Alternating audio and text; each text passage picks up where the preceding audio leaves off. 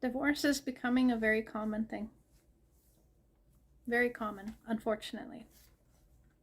But what I've noticed isn't that common is divorce doesn't need to be ugly. I'm not saying that it's a pretty thing. I'm not saying that it's a good thing. But it's something that happens. And I want to tell you how my ex-husband and I have processed our separation and our divorce to set an example for the way it can be done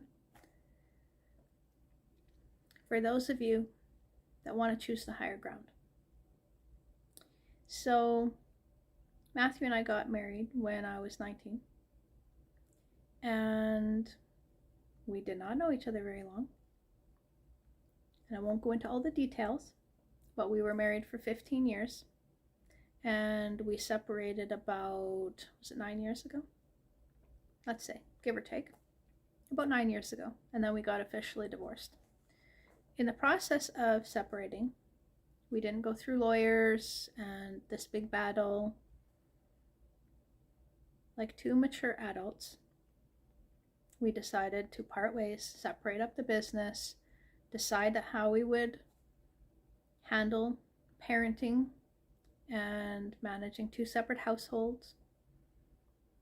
And we've been separated now all of these years. And right now, actually, he's downstairs with the kids at Christmas time. He comes over, does whatever he's going to do with the kids, has his relationship, does their birthdays, does whatever, stays when he's in town. He doesn't live in town, stays here if he wants to. And I have my own personal life, and he has his own personal life, and we co-parent the children in a respectful way. And that is what divorce can look like. It doesn't have to be ugly. You can put the children first, and you can actually keep a healthy relationship with the children involved, with each other, and with the children, where there's no toxicity between anybody in the whole process. The kids don't have to feel in the middle. You don't have to spend tens of thousands of dollars going to court.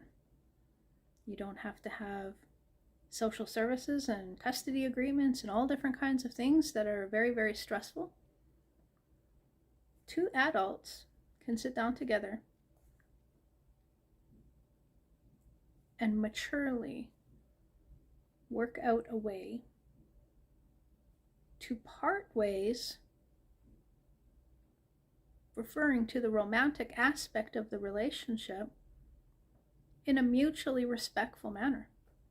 It doesn't have to be chaos. It doesn't have to be animosity and bitterness and resentment and threats and greed and putting the kids in the middle and playing a tug-of-war with them, and all of that stuff doesn't have to happen. Like I said, we're going on, 9 years now of co-parenting, living in separate households, where the kids have a healthy relationship with both parents. Matthew and I get along. We actually work together still sometimes.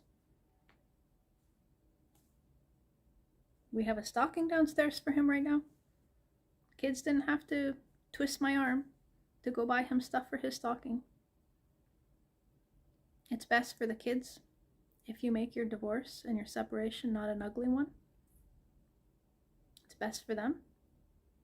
And they will appreciate that as they age, that if their parents had to separate, that both parents understood that divorce doesn't have to be ugly.